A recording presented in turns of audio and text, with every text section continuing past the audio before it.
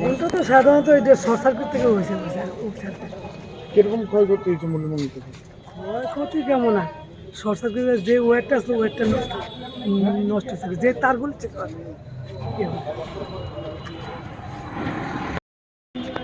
এটা অ্যাকচুয়ালি ওই রবীন্দ্র ভবনের ছাদের উপরে দুইটা এসি মেশিনের ছিল, ওইটা যে ইলেকট্রিকের যে বোর্ডটা কানেকশনটা স্পার্ক করে ওটার মধ্যে আগুন ধরে গেছে, নিভে গেছে সাথে সাথে। যারা ছিল আমরা মিলে নিভিয়ে ফেলেছি, ফায়ার সার্ভিসও এসছে, আগুন অলরেডি ইন কন্ট্রোল।